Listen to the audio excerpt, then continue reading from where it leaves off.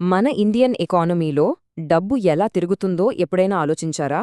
RBI అంటే మన reserve bank of India ఈ డబ్బునంతా ఎలా ట్రాక్ చేస్తుందో, దాని వెనుక ఉన్న ఆ సీక్రెట్ కోడ్సేంటో ఈరోజు చూద్దాం. సో అసలు ప్రశ్న ఏంటంటే, మన ఎకానమీలో తిరుగుతున్న ప్రతి ఒక్క రూపాయి గురించి ఆర్బీఐకి ఎలా తెలుస్తుంది? వాళ్ళ దగ్గర ఏదైనా స్పెషల్ సిస్టమ్ ఉందా, లేక మరేదైనా రహస్యముందా? ఎస్, వాళ్ళు ఒక సిస్టమ్ వాడతారు. దాన్ని మనం 4 సీక్రెట్ కోడ్స్గా చెప్పుకోవచ్చు. అవి M1, M2, M3 ఇంకా M4.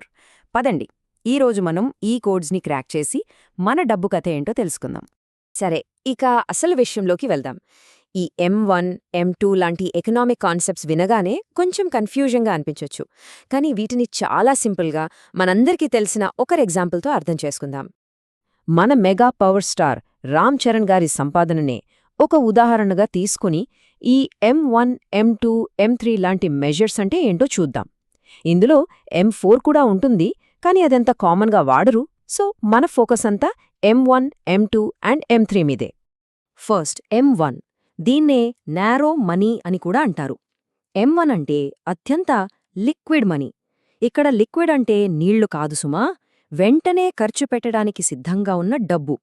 అంటే మన చేతిలో ఉన్న క్యాష్, మన సేవింగ్స్ లేదా కరెంట్ బ్యాంక్ అకౌంట్స్లో ఉన్న మనీ అనుమాట. ఫర్ ఎగ్జాంపుల్, రామ్ చరణ్ గారి వ్యాలెట్లో ఓ ₹1,00,000 క్యాష్ ఉందనుకుందాం. ఇంకా తన SBI సేవింగ్స్ అకౌంట్లో మరో 50 లక్షలున్నాయి. ఈ రెండిటినీ ఆయన వెంటనే వాడుకోవచ్చు. సో ఈ టోటల్ ఇన్స్టెంట్ క్యాష్నే ఆయన M1 అంటాం. Next M2. ఇది ఇంకా సింపుల్. M2 అంటే బేసిక్గా M1 ప్లస్ పోస్టాఫీస్ సేవింగ్స్ అంతే. బ్యాంక్స్తో పాటు పోస్టాఫీసులు కూడా మన దేశంలో ఒక మేజర్ సేవింగ్స్ టూల్ కదా, కాబట్టి దాన్ని కూడా ఈ మెజర్లో కలుపుతారు. సో రామ్ చరణ్ గారి ఎగ్జాంపుల్లో ఆయన M2 ఎంతంటే, ఆయన M1 అంటే 51 లక్షలు ప్లస్ ఆయన పోస్టాఫీస్ సేవింగ్స్ అకౌంట్లో ఉన్న ఓ 5 లక్షలు. సింపుల్గా M1 plus post office savings. ఇప్పుడొద్దాం M3 దగ్గరికి. ఇది చాలా ముఖ్యం. దీన్ని బ్రాడ్ మనీ అని పిలుస్తారు. M3 అంటే M1 ప్లస్ కమర్షియల్ బ్యాంక్స్లో ఉండే టైమ్ డిపాజిట్స్. టైమ్ డిపాజిట్స్ అంటే మనందరికీ తెలిసిన ఫిక్స్డ్ డిపాజిట్స్ లేదా FDs లాంటివి అన్నమాట. రామ్ చరణ్ గారు ఒక 10 కోట్ల రూపాయల్ని బ్యాంక్లో ఫిక్స్డ్ డిపాజిట్ చేశారనుకుందాం. ఇప్పుడు ఆయన M3 ఏంటంటే, ఆయన M1 అంటే ఇన్స్టెంట్ మనీ ప్లస్ ఈ 10 కోట్ల FD.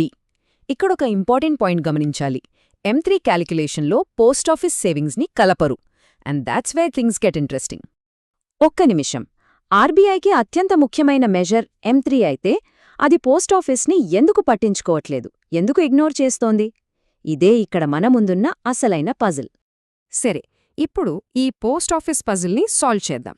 అసలు దీని వెనుక ఉన్న లాజిక్ ఏంటో చూసేద్దాం. ఈ స్లైడ్ మీదున్న టేబుల్ చూడండి. కమర్షియల్ బ్యాంక్స్కి పోస్టాఫీసులకి ఉన్న మెయిన్ డిఫరెన్స్ ఇదే. బ్యాంక్స్ మనీ క్రియేటర్స్ అంటే డబ్బుని సృష్టిస్తాయి, కానీ పోస్టాఫీసులు కేవలం మనీ కలెక్టర్స్ అంటే డబ్బుని కలెక్ట్ చేసి గవర్నమెంట్కి ఇస్తాయి. బ్యాంక్స్ మన డిపాజిట్లను పబ్లిక్కి, బిజినెస్లకి లోన్స్గా ఇస్తాయి, కానీ పోస్టాఫీస్ డిపాజిట్లు గవర్నమెంట్ స్కీమ్స్కి వెళ్తాయి. అన్నిటికన్నా ముఖ్యంగా బ్యాంక్స్ని ఆర్బీఐ కంట్రోల్ చేస్తే పోస్టాఫీసులను మినిస్ట్రీ ఆఫ్ ఫైనాన్స్ కంట్రోల్ చేస్తుంది. సో కీ డిఫరెన్స్ ఇదే. బ్యాంకులు ఎకానమీలో ఉన్న డబ్బుని యాక్టివ్గా మల్టిప్లై చేస్తాయి. దీన్నే క్రెడిట్ మల్టిప్లయర్ ఎఫెక్ట్ అని కూడా అంటారు. కానీ పోస్టాఫీసులు అలా చెయ్యవు. బ్యాంకులు డబ్బుని ఎలా క్రియేట్ చేస్తాయో చూద్దామా? స్టెప్ 1, రామ్ చరణ్ గారు 10 కోట్లు బ్యాంక్లో FD వేశారు. స్టెప్ 2, బ్యాంక్ అందులోంచి కొంత రిజర్వ్ ఉంచుకుని 9 కోట్లు ఒక ఫిల్మ్ ప్రొడ్యూసర్కి లోన్ ఇచ్చింది. స్టెప్ 3, ఆ ప్రొడ్యూసర్ ఆ డబ్బుతో తన స్టాఫ్కి జీతాలిస్తాడు, ఎక్విప్మెంట్ కొంటాడు. స్టెప్ 4, ఆ 9 కోట్లు మళ్లీ ఎకానమీలోకి వచ్చి సర్క్యులేషన్లో పడి కొత్త ఉద్యోగాలు క్రియేట్ చేస్తాయి. చూసారా, 10 కోట్లు మార్కెట్లోకి వచ్చి ఎలా మల్టిప్లై అయ్యిందో? కానీ పోస్టాఫీస్లో డిపాజిట్ చేసిన డబ్బు కమర్షియల్ లోన్స్గా వెళ్లదు. అది నేరుగా గవర్నమెంట్ ఆఫ్ ఇండియాకి వెళ్తుంది.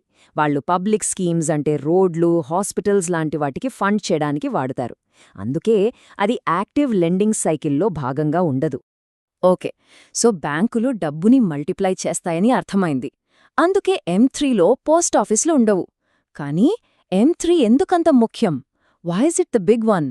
చూద్దాం. M3 అనేది ఆర్బీఐకి ఒక మెయిన్ టూల్, వాళ్లకు అత్యంత ముఖ్యమైన ఇండికేటర్ అన్నమాట. అందుకే దీని అఫీషియల్ పేరు అగ్రిగేట్ మానిటరీ రిసోర్సెస్. అంటే దేశంలో ఉన్న మొత్తం మానిటరీ రిసోర్సెస్లో ఆర్బీఐ నేరుగా ఇన్ఫ్లుయెన్స్ చేయగల డబ్బు ఎంత అనేది ఇది చెబుతుంది. ఆర్బీఐ ఈ M3ని ఎలా వాడుతుందంటే, ఫస్ట్ తమ కంట్రోల్లో ఉన్న డబ్బుని మెజర్ చేయడానికి, సెకండ్ ఇన్ఫ్లేషన్ని అంటే ధరల పెరుగుదలని కంట్రోల్ చేయడానికి. ఒకవేళ M3 పెరిగితే లోన్స్ని కాస్ట్లీ చేస్తారు, M3 తగ్గితే లోన్స్ని చీప్ చేస్తారు. థర్డ్, ఎకనామిక్ గ్రోత్ కోసం బిజినెస్లకి ఎంత క్రెడిట్ అందుబాటులో ఉందో చూడ్డానికి. సో ఇక్కడ కీలకమైన పాయింట్ ఏంటంటే, M3 అనేది ఆర్బీఐ తన పవర్తో కంట్రోల్ చెయ్యగల మనీ పూల్ని ఖచ్చితంగా కొలుస్తుంది. పోస్టాఫీస్ డిపాజిట్లు వాళ్ల కంట్రోల్లో లేవు, అవి మినిస్ట్రీ ఆఫ్ ఫైనాన్స్ కిందికొస్తాయి. అందుకే వాటిని M3లో చేర్చరు. It's that simple. మొత్తానికి M3 అనేది ఆర్బీఐకి కీ ఇండికేటర్ అని మనకు అర్థమైంది. అయితే ఒక చివరి ఆలోచన, M3 అంత ముఖ్యమైతే దాన్ని కంట్రోల్ చేయడానికి ఆర్బీఐ వాడే స్పెసిఫిక్ టూల్స్ ఏంటి? మనం రోజూ వినే రెపోరేట్, సిఆర్ఆర్ లాంటివి అసలు ఎలా పనిచేస్తాయి? బహుశా అది మరోసారి వివరంగా మాట్లాడుకోవాల్సిన టాపిక్.